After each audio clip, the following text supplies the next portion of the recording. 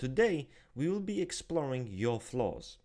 What hides underneath the mask? What is there when no one's looking? Or maybe when people get to know you a bit closer, that's when it all comes out. So let's start with the INTJs. With you guys, there's a clear problem with emotional detachment. This makes building relationships for you guys very difficult, right? You guys can also struggle with being pessimistic and cynical, at least in the eyes of other people. I know for you guys, this is not cynicism, this is just reality, this is just the way life works, right? With the ESFJs, you guys can be very emotionally invasive and emotionally overbearing. But because of this intensity, they can be a bit too much to handle. This leads to people kind of not cutting contact with the ESFJ, but more so creating distance. There can be tendency towards manipulative behavior, which is not necessarily done out of malice or premeditation, but rather as a reaction to rejection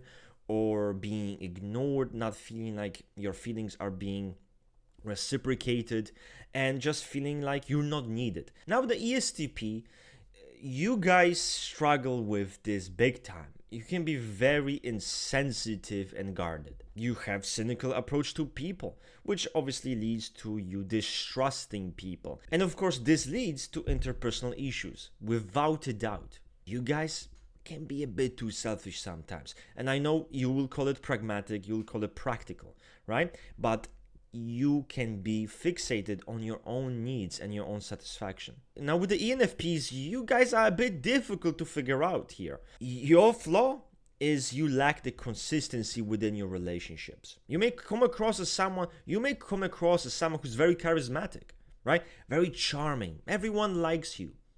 But you're flighty. You're inconsistent. And maybe you get close to people and you make them feel like you're their best friend, but in the end, you kind of just leave or you get bored. So this is something that can happen with the ENFPs. Now, ISFPs, you guys are too critical. You guys are too judgmental of people's character. Are they good or are they bad? This can be to your detriment because people around you will feel like they're walking on eggshells. Another thing I see with you guys is your tendency for self-criticism. You can be incredibly hard on yourself, thinking that you are incapable of doing something or not good enough. Maybe you feel like you don't fit in, right? Now, with the ENFJ, you guys can be perceived as superior and quite arrogant people. You are a person of answers, right? But not necessarily logical, but certainly those that are related to human nature and morality. You know what people need, or at least you think you do. And you kinda low-key believe you're the only one that does. This is ego. Incredible idealism that the ENFJ has can be detrimental because they might think that they can change things for the better on a grand scale, a global scale even, right? But that might never happen. That might be met with failure because those dreams sometimes they're just too big to make them happen. And this causes a lot of frustration and disappointment with the ENFJ. With the ESTJs, it's kind of simple. You guys are way too demanding of other people. You can put harsh standards on others and can be very exacting when it comes to how things are being done, work or projects. Those standards are perfectionistic, and of course not every ESTJ is going to be that way. Some ESTJs are simply oriented towards perfecting themselves. They need to feel like they're doing the best job that they can. But in the end, it still is harmful. We know ESTJs are very hardworking. You guys put in a lot of time into your craft. But on the other hand, that can be a flaw. You lose yourself in this job. You become the job. You are what you do. And this is a big issue with the ESTJ. Now with the ENTP, let's be honest here, you guys keep thinking you're right. You might pose and present yourself as this very I just want a dialogue. I'm a very open-minded person who's all about exchanging ideas and discussing logical issues. I just want to discuss. I'm okay. I'm gonna listen. I'm gonna listen to your points. But the truth is, you're kind of intellectually narcissistic. Another thing that I see with the ENTPs, it's simply neglecting of self, right? They neglect their well-being. If you have a fun project that you stay up all night, you don't care about your well-being. You have other priorities than your own body. Now, with the INTP, one is overthinking. You guys are the intellectual powerhouse, but that comes with territory. The INTP can overthink many things, from mundane tasks to their personal relationships, right? To logical dilemmas. The point is that the INTP has to feel certain. They have to be certain. To be certain, they have to think a lot. Because in their mind, thinking equals solutions. So despite them being very logically innovative people, and obviously inquisitive, they can be quite rigid. When they are dedicated to a certain logical framework, they might neglect your opinions or just think you don't know what you're talking about. So this is a big problem. Guys, INTPs, don't think everyone's dumb. Give them a chance, right? Let them explain, actually indulge with the dialogue a bit. Now, with the ESFP, the struggles are evident, and it would be emotional recklessness and impulsivity in general. You get carried away by your passions in the moment. When you feel angered by something, you just speak it. You just say something. You react in the moment, maybe say and do things you might later regret, not really thinking about the consequences of your actions. And this is very problematic. This type of passionate attitude leads you to feeling like you're self-righteous. If you feel certain type of way about someone, it is true, it is the way.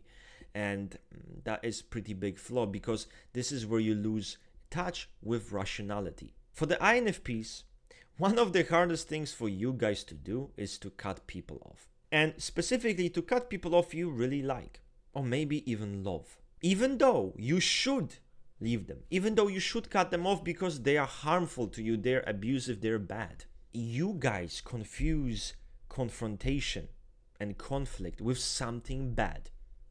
But two people who are together, even in a relationship or as friends, they might have a confrontation, but it doesn't mean something bad will happen. It's just a confrontation between two people where they will speak their mind openly and talk about what they feel about something, or if they have some kind of difficulty or some problem, and they will talk it out in open communication, and the issue will resolve. But you being scared of conflict will lead you to avoid conflict, which will lead you to just simply not resolve issues.